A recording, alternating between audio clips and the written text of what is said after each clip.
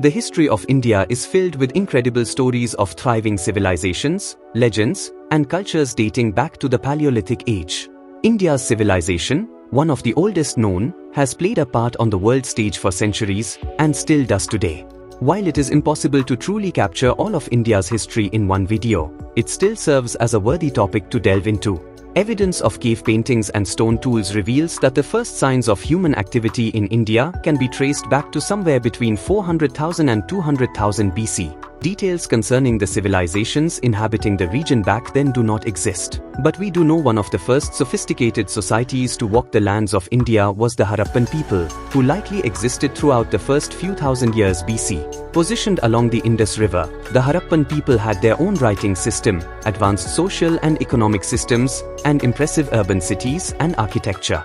It is unknown why the civilization collapsed around 1500 BC, but some attribute their demise to common floods and other natural disasters in the region or potentially invaders from Western and Central Asia. The next known civilization to leave a mark on Indian history was the Vedic Aryans.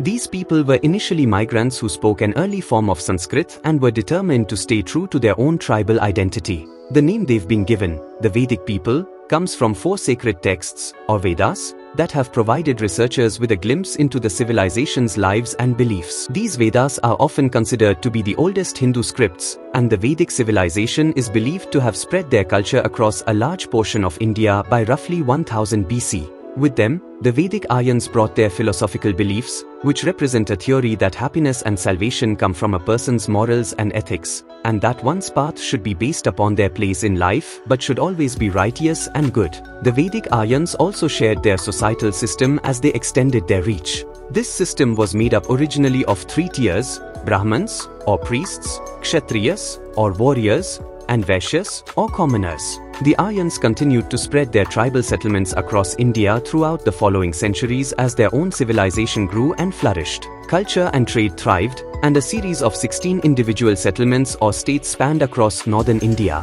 including Gandhara, Kosal, Puru, and Magadh. Magadh particularly flourished under the rule of Chandragupta Maurya during the 4th century BC as it began to expand. Its leader grew his own authority and worked to form the Mauryan Empire, which is believed to be the first Indian imperial power. The Mauryan Empire established its capital in Patliputra, near modern-day Patna, and constructed extraordinary temples, libraries, palaces, and even a university.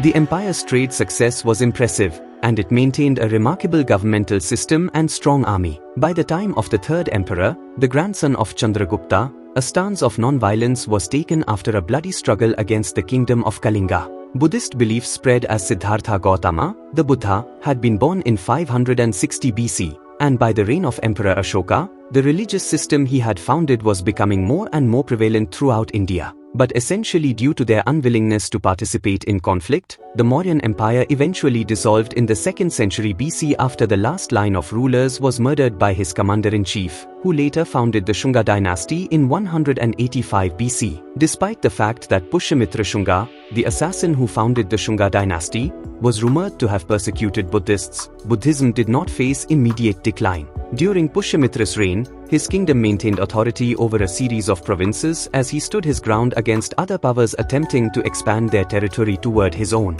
After the monarch's death, however, his dynasty seems to have fallen in terms of importance. The dynasty is not known to have done anything notably relevant, and their control was short-lived. They were succeeded by the Kushana kingdom, known for their significant trade involvement with Chinese, Persian, and Roman empires along the Silk Road.